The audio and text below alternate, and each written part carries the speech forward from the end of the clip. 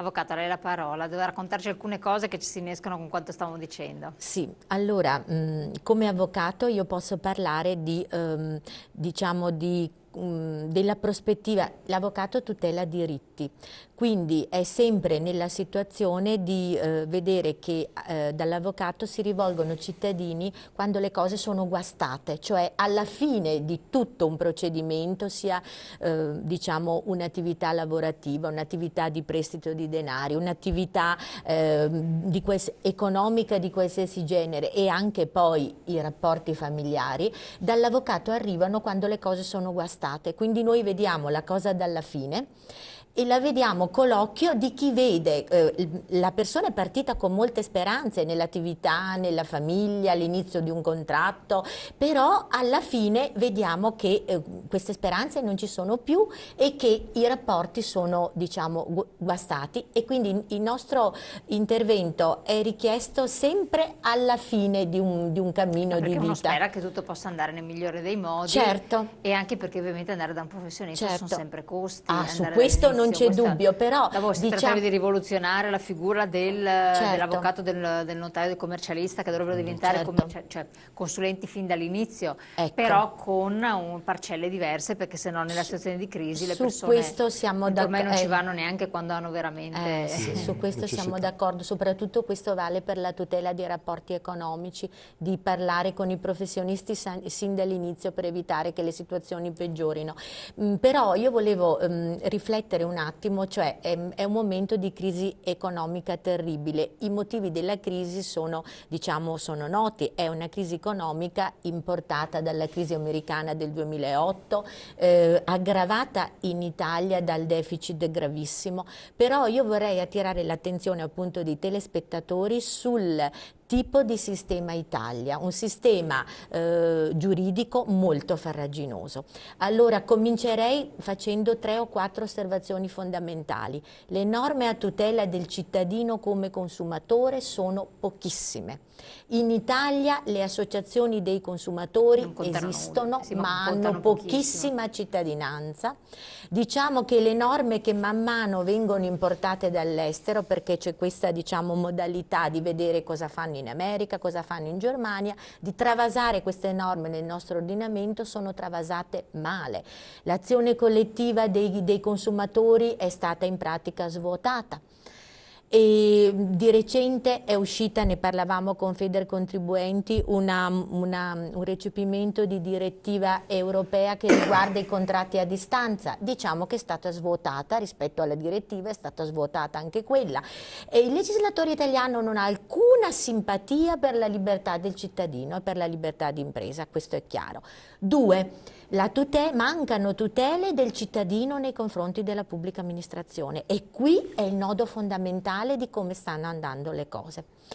Il cittadino spesso arriva da noi con un atto tributario proveniente dall'INPS, da Equitalia, dall'Agenzia Entrate, dai comuni, un atto tributario di qualsiasi genere. Il cittadino non sa che quell'atto, passati 60 giorni dal giorno in cui l'ha ricevuto, diventa definitivo come una pietra.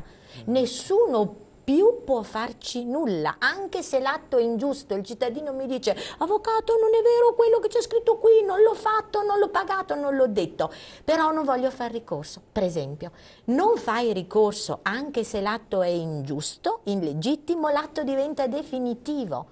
L'ordinamento dello Stato italiano, come anche quello di altri Stati, si regge su questo principio, il principio della legittimità dell'atto amministrativo. È bene saperle queste cose. Purtroppo tante cose non si sanno. Adesso do la parola anche a lei, un attimo solo che c'è una telefonata. Pronto? Sì, buongiorno. Buongiorno, da dove chiama, signora? Da Giuliano, in provincia di Vicenza. Sì. Complimenti per la trasmissione. Io Grazie. sono una cittadina straniera che è da 20 anni che vivo qua in Veneto. Non ho mai chiesto la cittadinanza italiana e non intendo a chiederlo, e ve lo auguro che diventerete presto indipendenti dall'Italia, perché veramente, ma veramente non se ne può più. Io ringrazio i veneti per quello che ci danno, quello che fanno, che sono veramente un popolo vero, ma veramente io li vedo quotidianamente esasperati. Certo. Esasperati, veramente, non se ne può più con tutte le tasse che sta mettendo l'Italia, ci stanno mettendo in ginocchio.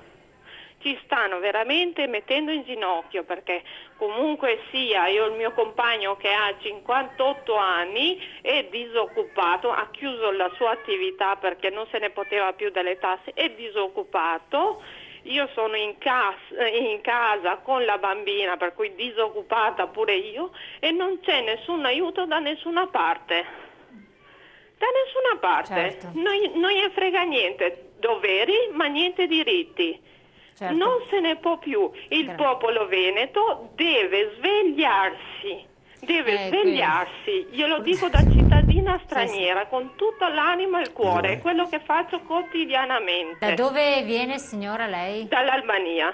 Grazie, grazie molte signora, grazie della sua testimonianza. Chi si sveglia finisce in cella, per cui non lo so. Prego, rispondiamo anche alla signora, esatto. No, è esasperante perché effettivamente se non gli aiuto, come diceva anche prima il telespettatore, messaggi che sono arrivati, dove lo trovi?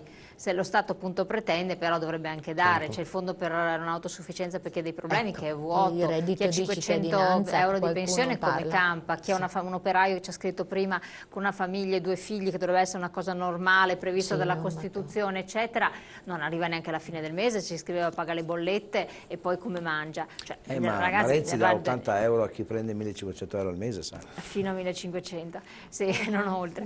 Sì, no, ma infatti ci rendiamo conto, e dopo abbiamo numeri spaventosi di persone che prendono più di 100.000 euro al mese, che andremo a vedere quanto li toccano oppure no, prego. E poi bisogna vedere se questi 100.000 euro sono però di privati oppure sono di funzionari dello Stato. Pubblico, parastato, quindi alla fine sono sempre soldi del contribuente. Esatto, quello è il problema di fondo. Fate la mano, ma tanto poi non bisogna parlare perché sennò si finisce anche chissà come. Ecco, no, il discorso volevo riallacciarmi a quanto diceva l'avvocatessa. Che in effetti il cittadino percepisce la cartella come il primo elemento, diciamo, da contestare o comunque sul quale fare un ricorso, e spesso i 60 giorni non sono abbastanza, diciamo, ampi per poter prendere un attimo in considerazione la cosa. Però spesso, non voglio spezzare la lancia a favore degli enti, però lo faccio invece a favore dei contribuenti. Sì. Spesso i vari enti creditori, può essere l'Agenzia delle Entrate oppure l'INPS o l'INAIL, eccetera, mandano anche dei preavvisi al contribuente prima che il loro credito si trasformi e venga passato ad Equitalia. Però spesso, probabilmente molti contribuenti, quando arriva questo avviso non danno peso all'avviso, non lo considerano per quello che è. E quella è un'opportunità, ad esempio, per poter pagare la sanzione oppure eventualmente fare presente all'ente creditore che c'è stato un errore nel conteggio, che comunque c'è un'imperfezione, spesso dei calcoli anche fatti in maniera errata, comporta che comunque una sanzione si possa anche ridurre, perché generalmente, ad esempio, le sanzioni classiche... Si tratta, che è una trattativa. No, più che si tratta, l'Agenzia delle Entrate, ad esempio, che è chiaramente l'ente, uno dei principali creditori, quindi Agenzia delle Entrate e INPS, consente un pagamento di sanzione ridotta, cioè dal 30% al 10%. Ecco, io richiedo però questo, che è un'osservazione, corretto il messaggio che è arrivato prima, diceva il nostro ospite, ne chiedo questo. Ci sono dei mega evasori, dolosamente mega evasori, conosciamo, vengono fuori numeri continuamente, 5 milioni di euro ieri, notizie, insomma, ragazzi, c'è poco da scherzare. Vanno in transazione personaggi anche noti, famosi, transano al 50%. Allora uno fa i suoi conticini, ne abbiamo trattato anche più volte in trasmissione. Uno è incentivato a farlo. È incentivato a non fare il suo conto, mi metto da parte sotto il letto dove caspita non se lo mette, neanche in banca, questa cifra di N milioni di euro, N milioni ne vado, tanto vado a transare al 50% se tutto va bene. Il problema è questo, il problema è questo. Allora, se lei nota, loro lo sapranno meglio di me, se c'è un grande debitore di banca che ha tanti milioni che deve la banca non lo farà mai fallire, non gli ipotecherà, non andrà mai a ipotecarli, non andrà mai a ipotecare nulla la banca, farà in modo tale, anzi gli darà un ulteriore prestito perché così spera di rientrare. Lo Stato è la stessa cosa, guardate che è la stessa cosa. Allora, quello che volevo dirvi, quando è passato dalla lira all'euro, allora, ci doveva essere un determinato passaggio con un cambio. Il primo a non rispettare il cambio è stato lo Stato. perché la giocata minima, io dico dell'otto, la giocata minima dell'otto, e poi dopo voglio entrare un attimo su questo, era di 1000 lire, 50 centesimi. Lo Stato l'ha portato a €1. Se lo Stato fa questo, gli altri cosa devono fare? Fanno la stessa cosa. Non furono prese poi, sufficienti vede, misure quel signore che diceva dei servizi sociali, sa quanta gente si sta rovinando tentando la fortuna con gratta, perdi, gratta. Che viene autorizzata la pubblicità. Esatto. E sappiamo che là c'è un'evasione. E lì abbiamo 96 miliardi di euro non pagati. Assolutamente. Cosa dice?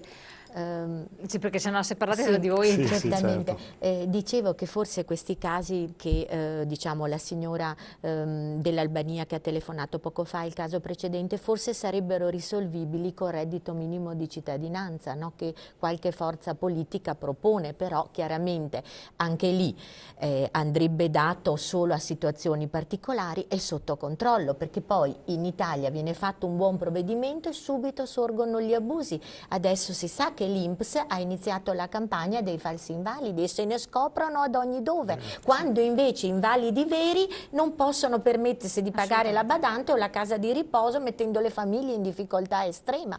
Quindi lì controlli che mancano. Siamo giunti al termine, ancora ho portato la parola anche a lei in modo che chiuda il discorso, poi dare spiegazioni, poi ci ritroveremo magari perché abbiamo anche il discorso tante da fare relativamente all'euro e anche di estrema attualità. Il discorso che volevo dire è che alle volte questi enti creditori alla fine sono così esasperati che si vedono, ho visto anche con i miei occhi, delle cose assurde, tipo richieste di mancati pagamenti per 1 centesimo. Sì, sì. Allora a quel punto lì mi chiedo, ma quanto è costato spedire quella lettera per notificare il centesimo? Però, esatto, ma io chiedo a lei, ma non è che tutto questo serve per mantenere una serie di persone che non devono fare sicuramente così, non c'è altra soluzione. Ma lo Stato per incassare €1 ne spende 3, ragazzi. Cioè lei prende un'azienda privata, la mia, se io dovessi per incassare €1 ne dovrei spendere 3, ma domani mattina sono fallito io. Certo. Allora, e lo Stato è così, e lei lo sa meglio di me. Lo Stato non ragiona in termini economici. Lei lo sa meglio di me. No, e allora però mettiamo il pareggio di bilancio per Costituzione. Quando tutti i massimi costituzionalisti italiani dicono che il pareggio di bilancio di uno Stato è un fattore politico, non è un fattore matematico. Questo.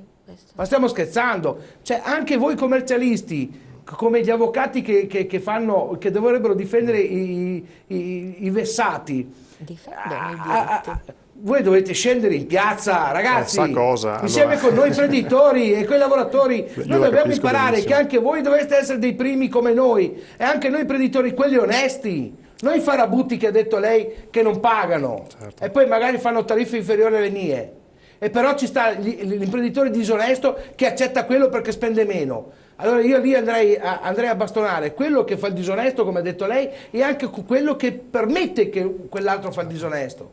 Ecco, guardate che ci sarebbero tante cose da fare. E allora, se professionisti come voi e imprenditori onesti come noi prendessero i nostri collaboratori, i nostri dipendenti e andassimo in piazza, sai cosa faremmo? Detto questo, vi ho lanciato un là su cui potreste riflettere, ma perché no? Facciamo anche un ulteriore approfondimento, magari potremmo utilizzare una sera, un martedì sera per affrontare anche questi temi, per vedere anche cosa ne pensano i nostri telespettatori. Io vi devo lasciare assolutamente, il tempo è terminato, quindi ringrazio a voi di essere stati qui con noi, ringraziamo la collaborazione a Federcontribuenti e a voi telespettatori. Ricordo per coloro che ce l'hanno chiesto anche il numero telefonico, a parte quello nazionale in sovrimpressione, lo 049 68 51 75, perché bisogna avere assistenza, consulenza prima di arrivare troppo tardi, come diceva l'avvocato. Le associazioni servono proprio per questo. Io vi aspetto questa sera alle 21, parleremo delle tematiche del lavoro, della disoccupazione e poi vedremo che cosa succederà con questo documento di economia e finanza, se arriverà ad approvazione. A questa sera quindi, arrivederci.